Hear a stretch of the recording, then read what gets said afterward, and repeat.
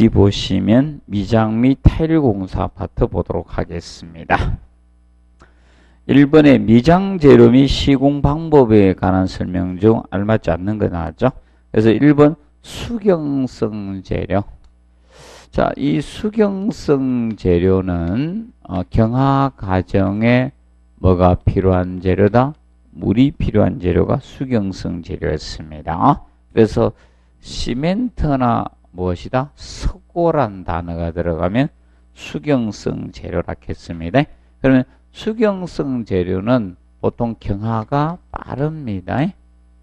경화가 빠른 게 특징이고, 그 다음에 강도가 어떻게? 크다, 단단하다. 강도가 커요. 큰 것이 특징이다 보시면 됩니다.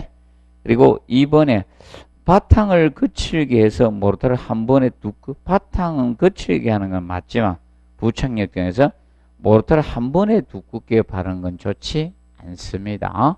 그래서 얇게 여러 번 바르는 것이 좋습니다. 얇게 여러 번 발음을 하는 것이 좋습니다. 그래서 한 번에 두껍게 바르면 박락의 원인이 됩니다. 박락이 잘 돼, 미장면이 박락이 되기 때문에 얇게 여러 번 바르는 것이 좋다는 점을 우리가 알아두시고요. 그래서 얇게 여러 번 바른 이유는 뭐다? 박락입니다. 한 번에 두껍게 바르면 무엇이 잘 됩니까? 박락이 잘 돼, 박락. 떨어져요. 그래서 모르면 저거 기억하시면 된다겠죠? 오이 마사지 할 때 오이를 두껍게 썰어가 바르면 뚝뚝 떨어집니다. 그걸 항상 기억하시면 됩니다. 그 다음에 벽 기둥 등의 못을 보호하기 위해서 뭐다? 코너 비드를 설치해주고, 실내는 천장, 벽, 바닥순 위에서 아래 순서로 하시면 돼. 위에서 아래. 그리고 옥상도, 실외 미장도 옥상 난간에서 지상층, 결과적으로 뭐다? 위에서 아래로 공사하라 이겁니다. 그래서 미장하고 도장은 위에서 아래로 가는 것이고, 지붕과 방수는 어떻게? 아래에서 위로 가락했습니다. 그것을 항상 기억을 해 두시면 되겠습니다. 그 다음에 5번에 석고 플라스터는 해반죽이, 석고 플라스터는 석고 들어갔네요. 무슨 재료? 수경성 재료. 석고 들어갔잖아요. 시멘트, 석고가 들어간 뭐다? 수경성 재료. 시멘트, 석고가 안 들어간 무슨 재료? 기경성 재료라 했잖아요. 그러면 석고 플라스터는 수경성 재료입니다. 그런데 해반죽은 기경성 재료죠. 그러면 누가 경화가 빠르다? 수경성이 빠르다 했잖아요. 수경성 재료가 경화가 빠르면서 강도가 커요. 단단하다 이겁니다. 항상 기억하시면 돼. 무슨 재료가? 수경성 재료가 경화가 빠르면서 강도가 큰 것이 특징입니다. 그런데 시공은 좀 불편하다 했어요. 시공은. 그 다음에 2번 문제 보시면, 자, 미장공사입니다. 미장공사에 관한 설명을 옳지 않는 거. 1번, 발음 두께를 얇게 해서 여러 번 바르는 것이 어떻게? 좋습니다. 한 번에 두껍게 바르면 박락의 원인이 된다 했습니다. 그래서 얇게 여러 번 바르는 것이 좋습니다. 그리고 실내 모르타 바르기 순서는 위에서 어떻게? 아래. 그럼 뭐부터 해야 된다? 천장하고. 천장이 먼저 이루어지고 벽, 바닥 순으로 이렇게 가주셔야 돼. 위에서 아래로 공사를 해 주셔야 됩니다. 그리고 긴 벽면은 이제 신축 주는 데서 균열을 방지해 주시고, 그 다음에 시멘트 모르타르는 뭐 시멘트, 물, 모래 기타 혼합질 혼합한 것이 시멘트 모르타르가 됩니다. 그리고 시멘트 모르타르에서 나중에 보시면 시멘트 모르타르는 무슨 재료다? 수경성 재료죠. 자, 그리고 개구를 주변에는 자, 바탕에 메탈라스를 설치해 주는 게 좋습니다. 자, 보통 메탈라스가 미장 바탕용 철물이잖아요. 그럼 메탈라스는 뭐 두 가지 목적으로 사용이 됩니다. 대표적으로 균열 방지하고, 자, 균열 방지를 해야 돼. 그래서 이제 이 철물을 넣어주기 균열 방지해야 되고, 그 다음 여러분들 이겁니다. 미장이 어떻게 됩니까? 바르면 그냥 바탕에 그냥 바르게 되면 박락이 잘 되잖아요. 그러면 이걸 데워주고 바르면 이런 상태 이걸 바탕에다 데워주고 바르니까 이게 들어갈 거 아닙니까? 그래서 박락이 잘 안 되는 겁니다. 시공성이 용이해지면서 박락을 방지해 줄 수 있는 겁니다. 그래서 메탈라스는 시공의 용이성도 있고요. 용이성이 있으면서 미장의 박락을 방지해 주는 거예요. 박락 방지를 해줄 수 있는 거야. 그래서 이 개념상 메탈라스를 데워주고 공사를 하게 되는 겁니다. 이렇게 해놓으시면 되고, 두시고 그 다음에 그래서 그런 측면을 우리가 알아두시면 되겠습니다. 정리해 놓으시고, 그리고 이제 우리가 주의할 거, 자 이거 했죠? 그거 좀 해두시고, 해설에서 자 뭘 보는가 하면 저거는 봐두십시오. 자 해설 102페이지 해설에서 거기 보시면, 자 8번 보시면 8번에 바탕면의 오염 방지 외에 조기 건조를 방지해야 돼요. 조기 건조를 방지하기 위해서 통풍과 일조는 어떻게 피할 수 있도록 해야 돼요. 그래서 창에 뭘 설치한다? 유리를 설치하는 거예요. 결과적으로 창에 유리를 설치한다는 것은 이거죠. 유리공사 먼저 해야 된다는 거예요. 유리공사 후에 뭘 한다? 미장공사 진행하라는 거야. 그러면 명심하세요. 미장공사는 통풍을 차단한 상태에서 해야 된다. 통풍을 하는 도중에 해야 된다. 통풍을 차단하셔야 됩니다. 그 점을 우리가 알아두시면 되겠습니다. 그리고 이제 거기 이제 9번에 개구 모서리나 이런 데는 균열 및 박리 방지를 하기 위해서 시멘트 모래 바탕일 때는 메탈라스 설치해 주면 좋습니다. 그리고 1의 발음 두께는 6mm를 표준으로 잡고 있습니다. 그 점 봐두시고, 그 다음에 12번에 발음 두께가 너무 두고 얼룩이 심할 때는 뭐 한다? 고름질을 하게 됩니다. 그 다음에 4번 문제 봅니다. 자, 4번 문제 보면 시멘트 모르타르 발음에 관한 설명으로 옳지 않는 거. 자, 초벌 발음은 발음 완료 후 평활하게 마감한다. OX, X죠. 자, 우리가, 자, 먼저, 바탕면하고, 자, 이런 초벌 발음면이나, 아니면, 저게 있죠. 초벌 발음면이나, 아니면, 고름질면이나, 그리고 바탕면이나 초벌 발음면, 고름질, 재벌 발음면, 이런 거. 자, 이런 거는 어떻게 한다? 거칠게 한다. 그래서 거칠게.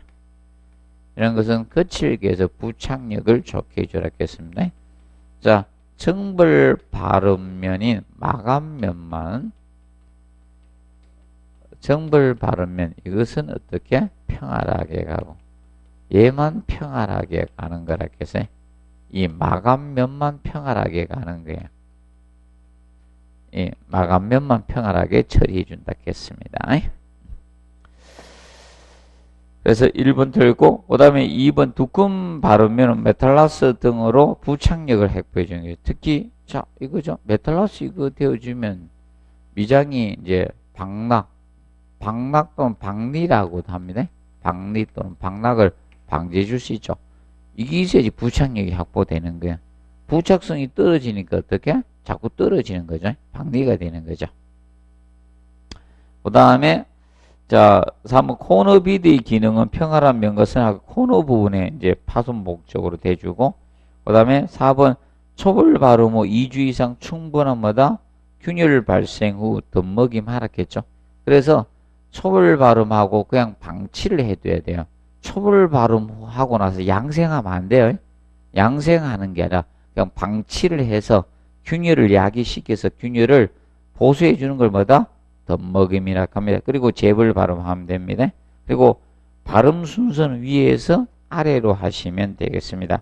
이때 자, 두께는 어떻게 하라겠습니까? 두께는 두께는 얼마로 한다? 자, 이거죠? 24mm 해야 될 게 뭐 있었습니까? 24mm. 자, 바깥벽 외벽이죠? 바깥벽 외벽하고 외벽 쪽하고 바닥하고 기타. 이것은 24mm였고 미장 두께가 18mm 해야 되는 경우가 뭐다? 내벽. 그리고 15mm 해줘야 되는 데가 전체 발음 두께 뭐 있습니까? 천장하고 차양. 천장 차양은 15mm로 가주라 했습니다.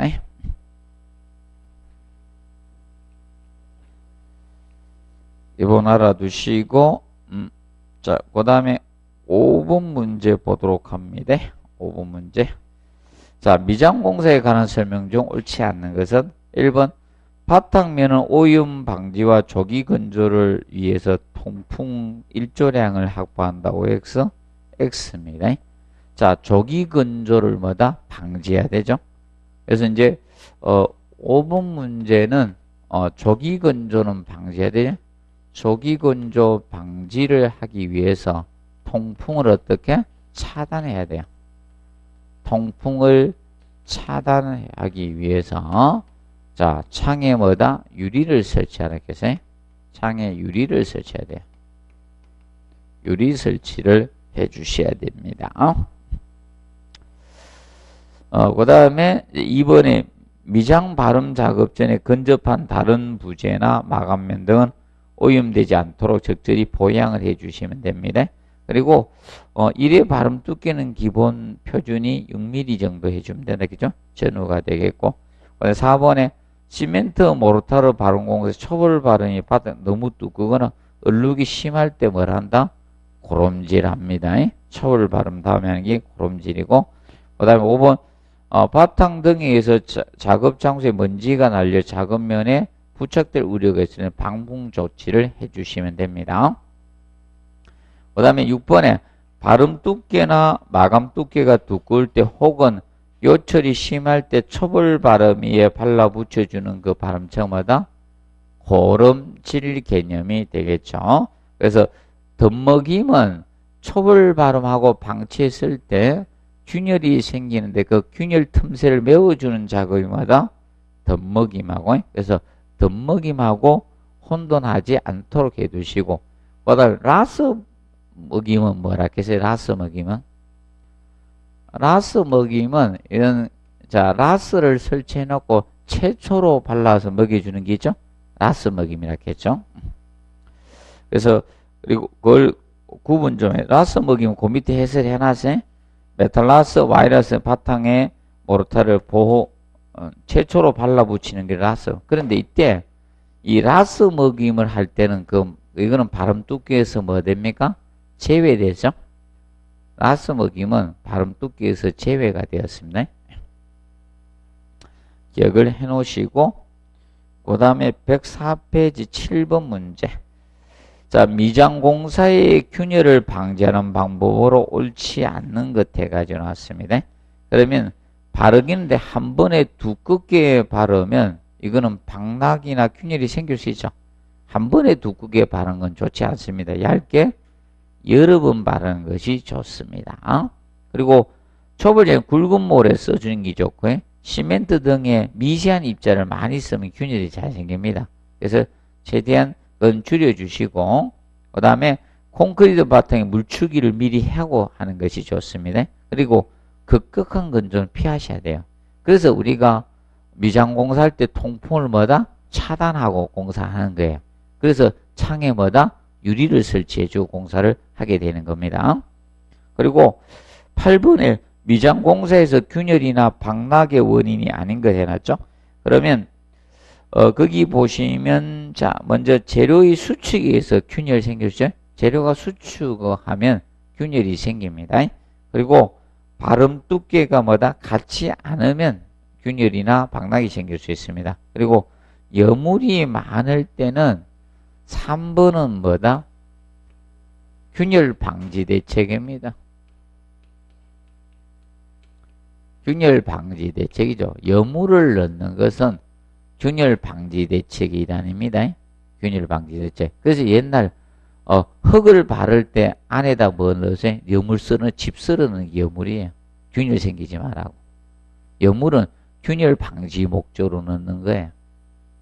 그리고 구조체의 변형에 의해서 균열이나 박락이 생길 수 있습니다. 그리고 급격한 건조에서 균열 생기죠. 봐두시면 됩니다. 그리고 자, 미장공사 중 해반주 공사는 혹시나 그거 보시고 너무 열심히 볼 필요는 없습니다. 그럼 이거나 명심하세요.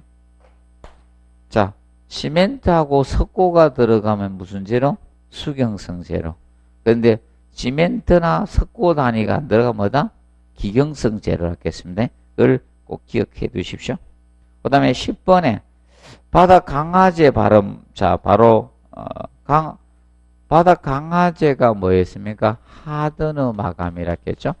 하드너 마감. 하드너라고 합니다. 그래서 콘크리트 바닥을 강화시킨 거예요. 마모성을 우수하게 해서. 자, 자동차가 파워핸드 틀면요. 바닥이 콘크리트가 마모돼요. 그러면 지하 주차장에 막 시멘트 가루 난리가 날립니다. 그래서 바닥을 강화시키는 겁니다. 그래서 분말형 바닥 강화제에 관한 설명을 옳지 않는 것 해놨습니다. 새로 타설한 콘크리트는 자, 바닥은 최소 28 이상 양생시키는 것은 이거는 액상형 바닥 강화제일 때입니다. 1번은 주의할 것이 액상형. 그래서 액상을 쓸 때입니다. 액상형 바닥 강화제를 썼을 때, 자, 이 액상형을 썼을 때가 우리가 그겁니다. 21 이상 양색시키는 것이지 분말형 바닥 강화제는 관계가 없습니다. 액상일 때입니다. 액상. 그리고 그래서 이제 분말형일 때는 그게 해놨죠. 2번에 콘크리트 타선 후 블리딩이 멈추고 뭐다? 응결이 시작될 때입니다. 초결이 시작될 때 그때 분말 가루를 뿌려줘야 돼요. 가루니까 경화 다 된 콘크리트에 침투 안 들어가게 합니까? 그래서 초결이 시작될 때 이때 가루를 뿌려주게 됩니다. 기준 알아주시고. 그리고 3번에 기존 콘크리트나 양생이 다 경화가 되는 콘크리트일 때는 모르타를 발라서 해주라 이거야. 그러면 이 경화가 다 됐어요. 콘크리트가. 이게 이제 경화가 다 된 콘크리트. 경화가 이미 된 콘크리트예요. 얘가. 콘크리트는 굳어서 가루가 침투가 돼야 안 돼요? 안 되죠? 그러니까 여기에다가 뭐 해준다? 모르타로 발라서 하라 이게. 그러면 30mm 모르타로 발라가지고 모르타로 발라서 이 모르타로 바르고 나서 이겁니다. 그러면 응결 시작될 때 있죠? 모르타로 응결 시작될 때 있죠? 이때 가루 뿌려서 하라 이거야. 이때 가루 뿌려서 하는 거고 얘는. 그러면 일정 두께가 돼야지 강도가 나오니까 최소 30mm 이상은 돼야 된다 이 뜻입니다. 자, 그리고 마무리 제거 끝난 후 체크하세요. 끝난 후 24시간 지나서 뭐다? 물로 양생. 바로 양생하면 안 돼요. 어느 정도 이겁니다.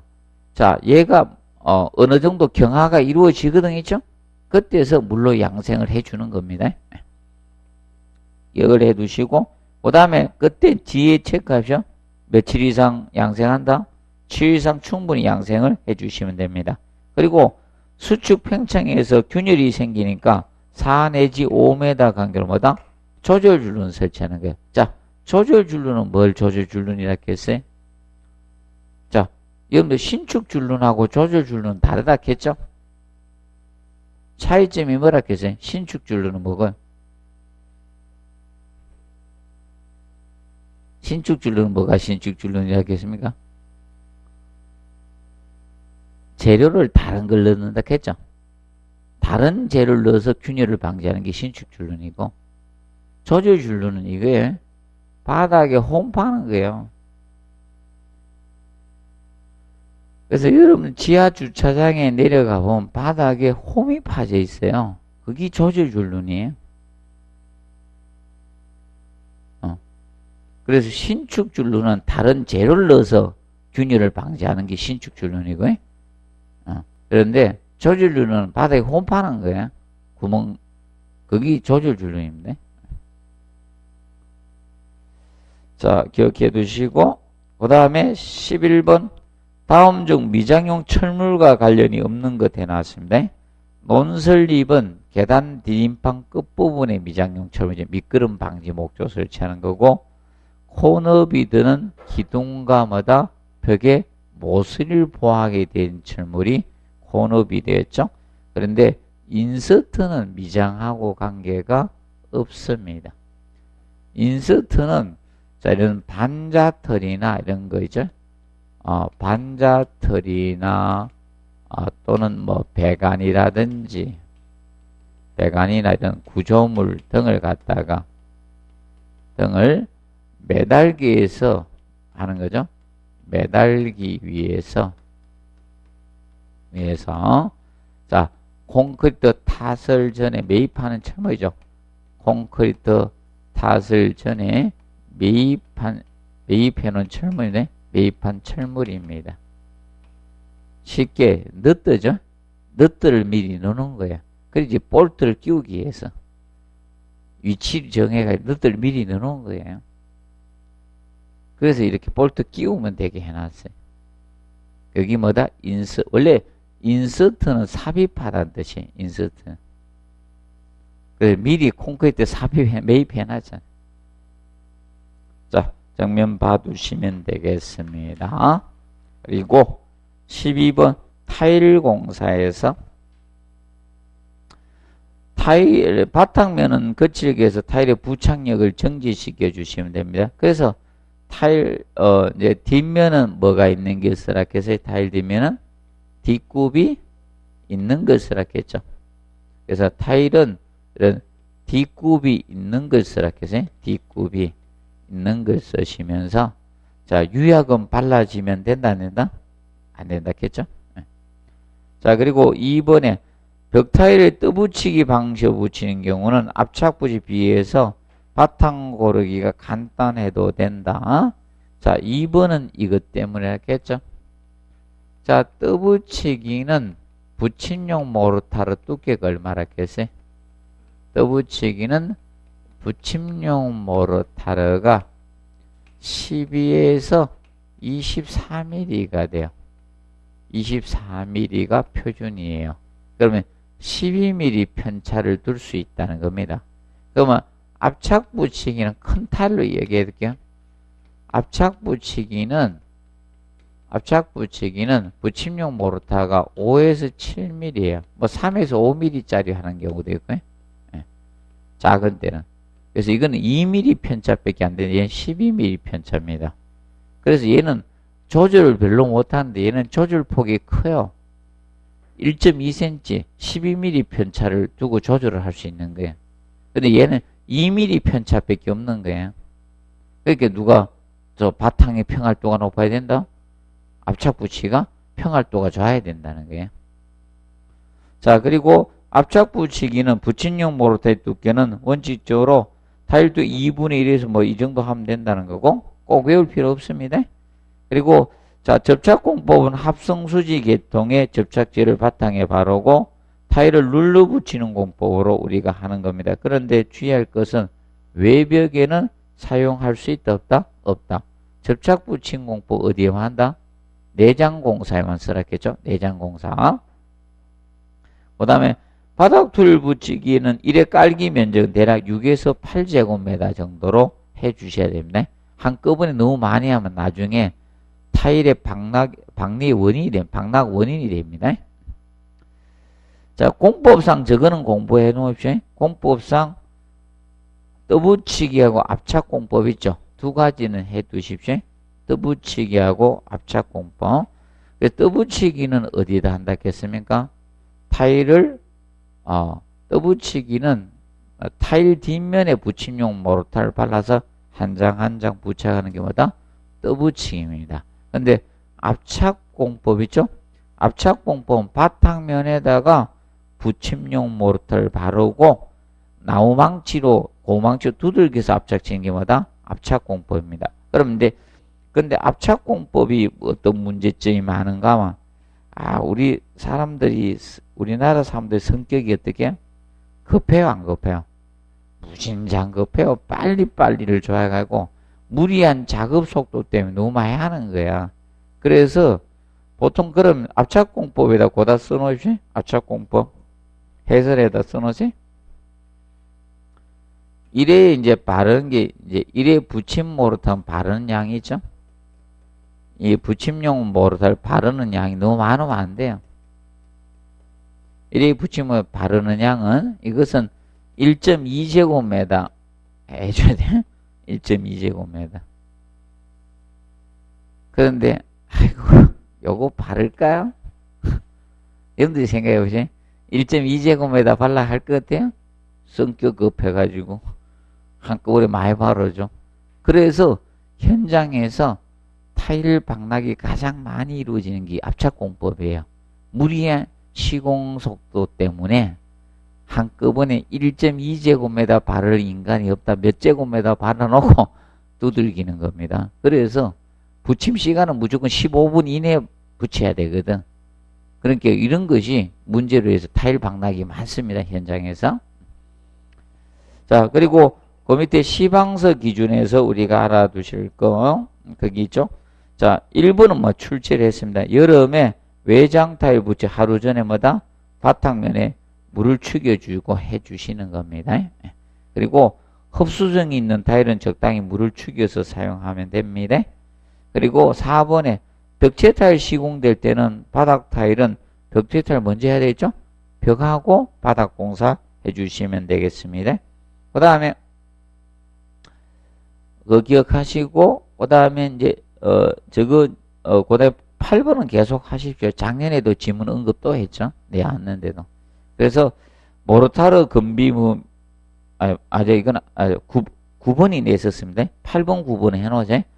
모르타르 건비무 몇 시간? 3시간 이내에 사용하고 물비빔하고 나서는 1시간이 됩니다. 그리고 9번에 타일 붙이는 몇 시간 경과 후에 3시간 경과 후에 줄눈 파괴하고 24시간 경과 후에 뭐다? 모르타일 경화 정도 봐서 치장 줄눈 공사하자 이 뜻입니다. 구분해 두시고 그 다음에 13번 타일 공사의 유의사항에 관한 설명조 옳지 않는 거 줄눈 파기는 타일 붙인 후 적시한다 해서 OX, X입니다. 몇 시간 경과 후에라? 3시간입니다. 타일 붙인 후 3시간 경과 후에 줄눈 파기를 하시고요. 치장 줄눈 몇 시간 경과 후에 24시간 경과 후에 모르타르 경화 정도 봐서 치장 줄눈 공사를 들어가게 됩니다. 그 다음에 2번에 자 바닥 타일은 물고임이 없도록 구배를 두시면 됩니다. 구배는 얼마로 두면 된다? 100분의 1 이내로 넘지 않은데 100분의 1 구배는 100분의 1이 됩니다. 그리고 바닥 타일은 붙인 후 3시간 3일간은 진동 보행을 금해야 됩니다. 그리고 온도가 2도씨 이하가 되면 낮죠. 그럼 부착 강도가 안 나오기 때문에 임시 난방이나 보온으로 해서 쉬운 보양을 해주라 이게. 온도 보양 해주라 이게. 그리고 바탕 고르기는 1회, 자, 10mm 이하로 2회로 나눠서 우리가 발라주시면 되겠습니다. 자, 그리고 14번에 타일의 탈락원인과 가장 관계가 없는 거 있죠? 붙임 모르타르의 압축착 강도 관계가 있습니다. 근데 바탕 모르타르의 자, 이 인장 강도는 관계없죠? 자, 얘는 부착 강도가 문제지 인장 강도하고는 관계가 없습니다. 접착 강도입니다. 그 다음에 그 기준 그리고 이제 4번에 붙임 시간에 뭐다? 불이행이라는 게 일정 시간 내에 부착해야 되는데 그리고 바탕과의 수축 팽창이나 이런 거에서 타일의 탈락이 원인이 될 수가 있습니다. 그 다음에 넘겨서 15번 붙임용 모르타르 두께 가장 두꺼운 타일은 무슨 뭐지? 떠붙이기예요. 그리고 밑에 표에서 외장, 내장 구분하세요. 외장공법, 내장공법 꼭 구분해 두세요. 한번 다룰 때 되세요. 다룰 때. 쉽게 나올 때 됐습니다. 외장공법을 모두 고르세요. 또 내장공법을 모두 고르세요. 이렇게 하든지 할 수 있습니다. 구분해 두시고. 그래서 공통이 뭡니까? 떠붙이기하고 판형붙이기 공통이죠. 떠붙이기 공법하고 판형붙이기가 공통입니다. 양쪽에. 자, 이것이 외장, 내장 공통이죠. 외장, 내장 공통으로 할 수 있는 거죠. 공통으로 쓸 수 있는 공법이고, 나머지 압착 붙이기, 계량 압착 붙이기, 동시 줄눈 붙이기는 뭐다? 외장에 쓰고, 그 다음에 낱장 붙이기하고 접착 붙이기가 뭐다? 실내 내장 공법에 쓰는 겁니다. 구분해 두면 돼요. 그리고 16번은 기출 문제인데, 16번은 기출 문제인데, 그래서, 자, 이겁니다. 2번에 답을 2번이 중요한 게 아닙니다. 지금 현재 이겁니다. 그 5번은 이미 시험에 먼저 냈었거든. 그 5번에 갖다 놨고, 그리고 거기 보면 1번 이제 동시줄눈 붙이기를 뭐라 해? 밀착 붙인 공법했죠. 얘 출제했거든. 이걸 이제 출제해서 이 공법이 무엇입니까? 그럼 이제 남은 거, 그 3번, 4번이에요. 떠붙이기하고 뭐다? 압착 붙이기 공부해 두면 돼요. 낼 수가 있는 겁니다. 이거 공부하면서 혹시나 뭘 공부하는가 하면 이거 해드린 거 기억나죠? 무슨 공법? MCR 공법. 타일 선부착 공법이라 했죠? 기억나십니까? 항상 새롭습니까? 어떤 타일 선부착 공법. 그러면 거푸집에 전용 시트 먼저 부착해놓고 타일 부착해놓고 콘크리트나 모르타르 부어넣는다 했죠. 그래서 얘가 박리를 방지하는 공법 있잖아. 얘가 MCR 공법이 타일에 박리 방지 공법이라 했잖아요. 박리가 잘 안 된다 했잖아요. 타일이 가장 안 떨어지는 공법이 얘라 했잖아요. 얘가 제일 부착성이 좋다. 시공은 까다롭지만 부착력은 제일 좋다 얘가. 기억하시라 해서 또 만들어 놓으면 안 될 것 같고 그래가지고 항상 이야기만 합니다. 공부해 놓으셔야 돼. 얘는 공부 꼭 해 놓으셔야 됩니다. 무슨 공법? MCR 공법은 항상 해 놓자. 자, 그리고 이제 17번 문제 보시면 타일의 동해 방지법 나옵니다. 자, 타일의 동해 방지법에서 소성 온도가 높은 타일을 써주시면 됩니다. 그리고 접착 모르터에 물 시멘트비 낮게 해주시고 흡수율이 낮은 타일 쓰면 됩니다. 그렇기 때문에 항상 이걸 명심하다. 자, 자기질이나 도기질 타일은 됩니다. 자기질이나 습기질, 말을 잘못했네. 습기질 타일은 가능합니다. 그런데 무슨 타일은 써서는 안 된다? 도기질은 안 돼. 동해 방지상 도기질 타일은 안 됩니다. 항상 기억하십시오. 도기질 타일을 사용한다는 것은 틀립니다. 토기는 당연히 안 되고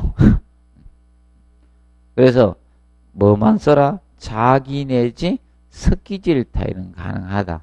도기나 토기는 안 됩니다.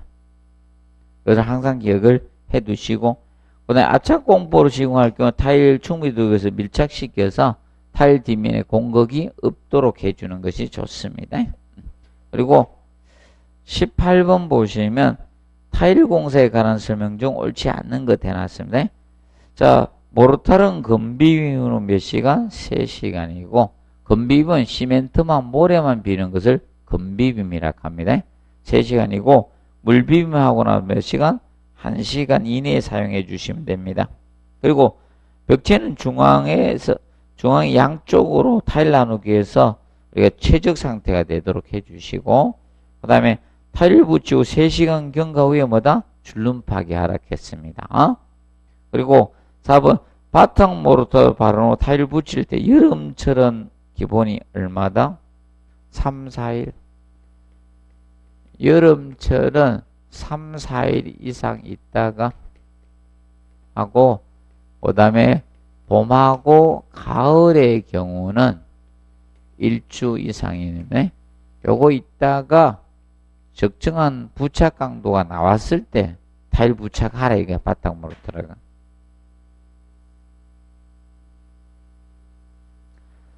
자, 그리고 자, 압착 부착 1회 붙임 면적은 경화속도 작업성 1.2제곱미터 이하로 해야 돼. 이렇게 해야 되는데 어떻게 한다겠어 현장에서? 아니 무리한 시공속도를 요구하기 위해서 한 번에 어떻게 1.2제곱미터 바른 사람 못 봤어요? 1.2제곱미터 얼마 안 돼요. 아니 맞죠? 그럼 1.2제곱미터 많이 됩니까 적게 됩니까? 한 평이 3. 얼마잖아. 우리나라 성격이 급해요. 많이 바릅니다. 그래서 이것 때문에 현장에서 타일 박리가 떠붙이기가 아니에요. 압착공법에서 많이 생긴 이유가 이거예요. 무리한 시공속도 때문에 생기는 거면 기억을 해두시고 그 다음에 그러면 나중에 그러면 이겁니다. 모르타의 접착 강도가 떨어지면 뭡니까? 타일이 박락이 되겠죠. 맞죠? 그러면 결과적으로 나중에 접착력 시험을 하게 되거든. 그래서 이제 이 접착력 시험을 하게 되는데, 그럼 접착력 시험을 해서 이제 강도를 측정하게 되는데, 여러분들 기본 문제 이겁니다. 접착력 시험할 때 최소한 부착해놓고 빨리 하면 될까요? 안 될까요? 우리 저거 기억합시다. 콘크리트 압축 강도 어느 때 측정한다고 했어요? 28일이니까 몇 주? 4주잖아. 그럼 얘도 몇 주? 4주. 4주 있다가 해야 돼. 아이, 여러분들 이겁니다. 붙여놓고 며칠 있다 바로 접착력 테스트 하면 어때 돼요? 떨어지죠? 아, 저거 하잖아요. 여러분들 옛날에 본드로 뭐 부착해 일정 시간 지나야지 본드 얘기 나오는데 붙여놓고 붙으나 떼보면 떨어지죠, 바로. 맞아요? 그거 아닙니까? 그래서 접착력 시험 할 때는 몇 주 있다가 4주 이상 있다가 하는 거예요. 최소한 4주. 그리고 600제곱미터당 600제곱미터 한 장 하면 돼요. 타일 한 장 실험합니다. 600제곱미터에 한 장 실험합니다.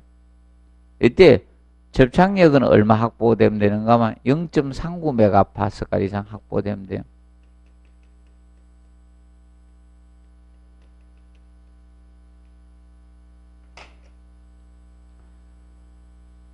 자, 알아두시고, 그 다음에, 자, 이것이 19번. 자, 타일의 흡수율 크기 순서는 누가 클 수밖에 없다? 도기질이 제일 크죠? 석기, 자기 순서입니다. 그래서 누가 소송온도가 높다? 자기일 타일을 반대 방향으로 소송온도 높다 해서 소송온도는. 그 다음에 111페이지 창호미 유리공사 보도록 하겠습니다. 창호미 유리공사에서 먼저 창호의 종류 중 자, 개폐 방식에 의한 분류. 자, 개폐는 어떻게 문을 열고 닫는가? 이것이 뭐다? 개폐 방식입니다. 그럼 개폐 방식은 자, 자재문은 안팎으로 여닫는 거죠? 개폐 방식이 맞습니다. 그러면 쉽게 그 밑에 해놨죠? 여닫이나 미석이, 자재문, 해전문, 전문, 미닫이문, 오르내리기 창호 같은 거 있죠? 이런 게 전부 다 뭐예요? 개폐 방법입니다. 그 다음에 비늘살문이나 플러시문, 양판문, 도도문 이건 어떻게 제작이죠? 제작 공정에 대한 문이고요. 그 다음에 2번에 울거미를 짜고 그 정간 또는 중간이라고 표현하죠. 넓은 판이 뭐다? 양판이죠. 양판을 끼워 넣으면 무슨 문? 양판. 그래서 넓은 판을 양판이라게. 넓은 판을 양판이라게. 그래서 양판을 끼우는 것은 양판문이 됩니다. 플러시문하고 헷갈리면 안 된다. 그래서 플러시문은 울거미를 짜고 중간선을 양면에다가 합판을 접착 교착한 문이 무슨 문? 플러시문이고 헷갈리면 안 됩니다. 그 다음에 3번 창호에 관한 설명으로 알맞지 않는 거. 자, 여닫이 창호는 창호의 한쪽에 경첩이나 맞죠? 경첩이나 우리 이거는 무슨 인지? 피봇인지고 맞죠?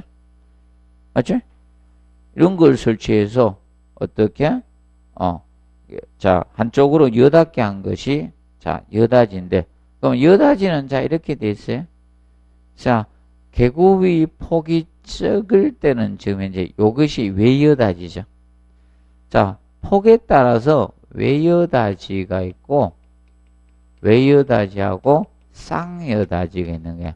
그러면 출입구 폭이 커야 될 때는 무슨 여닫이? 쌍여닫이. 출입구 폭이 크지 않을 때는 외여닫이로 설계되는 거예요. 맞죠? 그래서 여러분들 백화점에 가보면 어떻게 해놨어요? 쌍이에요? 왜예요? 쌍으로 해놨죠? 자, 그리고, 자, 우리가 기억하실 거, 그리고, 안여닫이하고 뭐다? 방여닫이 있죠? 방여닫이가 있고, 그 다음에 뭐가 있다? 자재문이 있잖아요. 안여닫이 문이 있고, 방여닫이 문이 있고, 자재문이 있습니다. 열리는 방향, 맞아요? 그 실의 안쪽으로 열리마다 안여닫이, 밖으로 열리면 방여닫이, 그리고 안팎으로 다 열리면 자재문. 자, 그래서 여러분들, 자, 이겁니다. 안여닫이는, 자, 방문들은 전부 다 무슨 여닫이? 안여닫이로 공사되잖아. 맞죠? 아, 여러분들 방문이 밖으로 여신 분 손 들어봐요. 우리 침실문은 밖으로 열린다. 혹시 손 들어보세요? 있을 수도 있을 거 아닙니까? 그런데 이겁니다. 여러분들 방여닫이 문이 어디서 봤습니까? 아파트는? 세대? 현관문. 세대 현관문, 갑종 방문이죠? 밖으로 열리, 피난 가야 되니까. 근데 이제 자재문은 안팎으로 자유자재로 다 들리는 거 있죠? 그럼 우리 어디에 많습니까? 1층 같은 데 많잖아. 1층에, 맞죠? 상가들이나 뭐 편의점이나 아니면 이런 데, 맞죠? 커피숍이나 중개업 사무소 이런 데 가는데 자재문 돼 있죠? 안팎으로. 기억하시면 됩니다. 자, 그리고 미석이 창호. 미석이 창호하고 미닫이하고 헷갈리면 안 된다 했죠? 그래서 보통 한 줄이 돼 있습니다. 홈을 파거나 이러면 한 줄, 레일이 한 줄로 돼 있어가지고, 자, 이중벽을, 벽 속에 문을 밀어 넣으면 뭐다? 미닫이고. 그런데 레일이 두 개라 했죠. 미석이는 밑에 뭐다? 홈이나 레일이 몇 개? 두 개야. 그래서 한쪽 편으로 밀어 붙여 놓는 것은 미석이고, 벽 속에 밀어 넣는 게 뭐다? 미닫이에요. 그러면 홈이나 레일이 한 개 있으면 뭐다? 미닫이고, 홈이나 레일이 두 개 있으면 뭐다? 미석이에요. 그 다음에 오르의 창은 수직홈에 문을 달아 상하로 슬라이딩 시키는 형태가 뭐 됩니까? 오르죠. 그래서 뭐가 필요하다? 추가 필요하고, 오르내리기는 추가 필요하고, 와이어 필요하겠죠? 배달기에서 와이어하고, 그 다음에 뭐다? 도로래가 필요하겠죠? 도로래. 기본 이거는 필요해요. 그리고 자, 우리가 기억할 추나 와이어 도로래가 필요하고, 잠금 장치가 뭐라 했어요? 크레센트. 오르내기 창호도 크레센트가 있죠. 미석이 창호 크레센트가 아니고요. 그리고 회전문은 통풍기를 방제, 출입인은 통제 목적으로 사용한다겠죠. 그래서 회전문이 어디에 해당된다? 에너지 절약 설계 기준에 방풍구조에 무슨 구조? 방풍구조에 해당이 됩니다. 방풍구조. 방풍구조에 해당이 됩니다. 방풍구조. 자, 그리고 전문은 여러 장의, 자, 문을 경첩으로 연결해서 큰 방을 분할하거나 합칠 때 쓰는 게 뭐다? 개방할 때 전문이고, 전문은 항상 이걸 기억하라 했어요. 전문의 이동 장치가 뭐라 했습니까? 도화 행거. 도화 행거가 전문의 이동 장치라 했어요. 전문의 이동 장치는 도화행거다. 자, 그리고 이제 4번 문제 보시면 옆벽에 몰아붙이거나 벽 속에 밀어넣는 것은 뭐다? 미닫이에요. 자, 미석이는 한쪽 편으로 밀어붙여 놓는 게 뭐다? 미석이고. 그 다음에 자, 5번에 창호공사에 사용되는 창호 철물이 용도에 관해서 옳지 않은 거죠.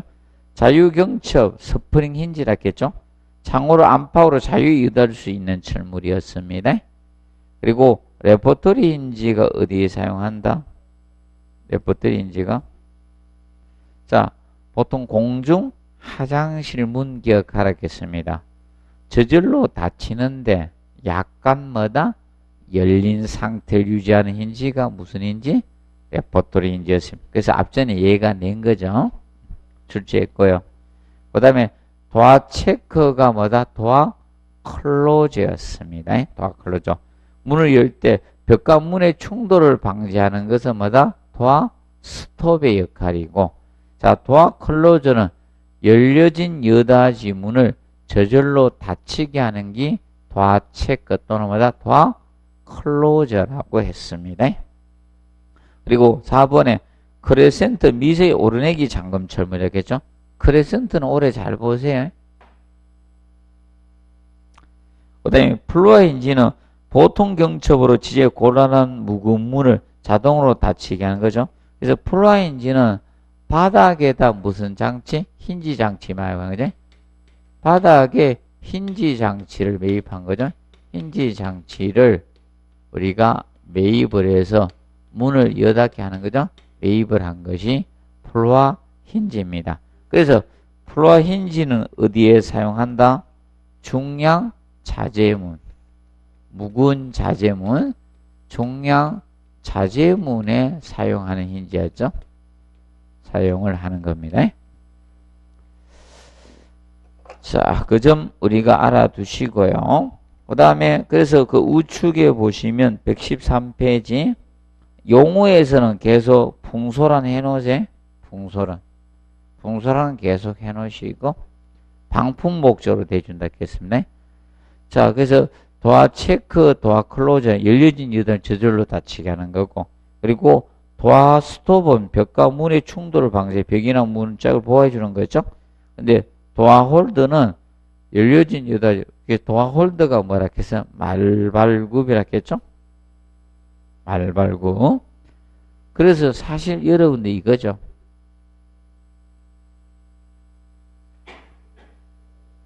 그래서 여러분들 이렇게 돼 있잖아. 비상용, 자, 여러분들 원래 방화문은 닫힌 상태를 유지해야 돼요. 열린 상태를 유지하고 있어야 돼.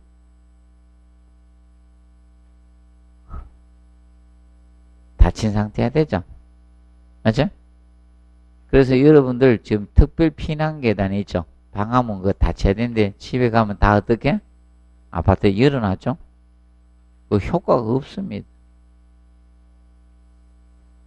자, 그리고 창호 지지철물도 해놨죠. 경첩, 플루아인지, 피봇인지, 스프링인지, 레퍼토리인지죠. 이 5개가 뭐가 됩니까? 지지철물이야. 여닫이 철물의 지지철물입니다. 자, 그리고 그 다음에 도화 행거는 아까 전문의 이동 장치라 했죠. 도르래는 뭐다? 오르내기 창에 사용한다 했습니다. 도르래. 그리고 나이트 레치는 외부에서 열고 여닫이 내부에서, 자, 이거는 실린더 자물쇠 이렇게. 이거는 무슨 자물쇠? 실린더 자물쇠. 근데 나이트 레치는 밖에서 열쇠로 열면 딱 열리죠. 근데 실린더 자물쇠는 이거예요. 돌리거나 손잡이 틀어서 돌려야지. 그래 열리는 거. 그냥 안 열리잖아요. 그 다음에 6번에 창호철무로서 자유경첩을 달 수 있는 것은 뭐다? 자재문이죠. 자, 그리고 넘겨서 7번 풍소란. 자, 풍소란은 방풍 목적으로 덧대어주는 겁니다. 방풍 목적, 방풍용 그거 생각하면 돼. 하여튼 무슨 단어가 나야 된다? 방풍. 방풍을 목적으로, 목재의 마중대나 이런 여밈대 같은데, 자, 보통 우리가 데워주는 목재를 풍소란이라 합니다. 그리고 8번은 알루미늄 셰시에 관한 설명 중 요거는 옳지 않은 것입니다. 옳은 것이 아니라 옳지 않은 것은 8번은 옳지 않은 것은 그래서 알루미늄 셰시는 비중이 철의 약 3분의 1 경량이죠. 가볍다. 그리고 시공 중의 양생은 스틸 샤시보다 간단한 게 아니고 복잡습니다. 어렵습니다. 그래서 2번이 틀렸고 스틸 샤시에 비해서 여다듬은 경쾌하고 콘크리트에 접촉하면 부식당합니다. 그래서 자 알칼리에 어떻게? 약해요. 알칼리에 자 약합니다. 부식당합니다. 그리고 미닫이 미석이 참 많이 썼고 그 다음에 우리 알루미늄은 열 전도율이 크다 적다? 크죠. 열 전도율이 크기 때문에 에너지 절약상은 불리합니다. 에너지가 많이 이동돼요. 자, 기억하시고 그 다음에 9번 다음 중 안전 성능이 요구되는 부위에 사용하기가 가장 부적합한 거겠죠. 강화유리나 방탄유리, 망임유리, 접합유리 되겠죠. 근데 이번 보통 판유리는 일반 유리잖아요. 맞죠? 깨질 듯해 깨진다. 이렇게 깨지잖아. 이런 건 안전유리가 될 수가 없습니다. 그 다음에 10번 문제 보시면 유리공사에 관한 설명으로 옳지 않는 거 1번 판유리를 절단하기 위해서 유리면에 부착된 종이나 기름 먼지 등은 제거한 뒤에 깨끗이 닦아 주셔야 됩니다. 그리고 강화유리 현장감 곤란하므로 정확한 치수로 주문해야 돼요. 특히 여러분들 이겁니다. 열 처리해서 만든 유리죠. 열 처리해서 만든 유리는요. 이거는 현장 절단 안 돼요. 현장 절단 가공 안 됩니다. 가공 안 되는 거예요. 열 처리해서. 그러면 현장 절단 가공 안 해야 된 유리 볼게. 현장 자 절단 가공 못하는 것은 강화유리 안 되고요. 강도를 높인 배강도 유리들 안 됩니다. 배강도 유리 안 돼요. 그리고 자 이겁니다. 보통 자 세라믹 도료 넣어서 이제 저거 색깔 있게 만든 빌딩도 있죠. 빌딩의 외부의 졸업형이죠. 그게 스팬드럴 유리입니다. 스팬드럴 유리 이것도 현장 절단 가공 안 됩니다. 이것도 배강도 유리거든. 반침 배강도 열 처리해서 하는 거예요. 배강도 아니고. 그리고 복층 유리는 이중으로 공사해야 되죠. 이것도 현장 절단 가공 안 됩니다. 그럼 당연히 뭐도 안 된다? 로이 유리도 안 돼. 로이도 복층으로 제작해야 되거든. 이런 거 현장 절단 가공 안 되는 유리들입니다. 자, 그리고 유리블록도 현장 절단 가공 안 돼요. 유리블록. 얘들은 현장 절단 가공이 안 되는 유리들입니다.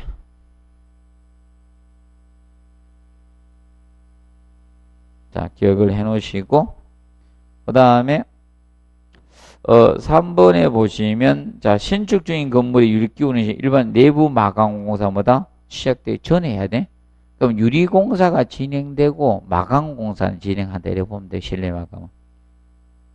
자, 그리고 4번에 복층유리는 단열, 차음, 방석 특징을 갖는 건 맞죠? 근데 을종 방화문은 아니에요. 그래서 4번이 들고 유리 중에 을종 방화문에서 망임유리가 을종 방화문에 속합니다. 그리고 접합유리는 판유리 사이에 폴리비닐 체크. 폴리비닐이 뭐다? 합성수지. 합성수지 중에 하나잖아요. 합성수지를 넣고 150 고열로 강하게 접합해서 만든 유리가 뭐다? 접합유리죠. 그래서 얘는 파손시 뭐다? 파편이 떨어지지 않도록 한 유리가 뭐다? 접합유리입니다.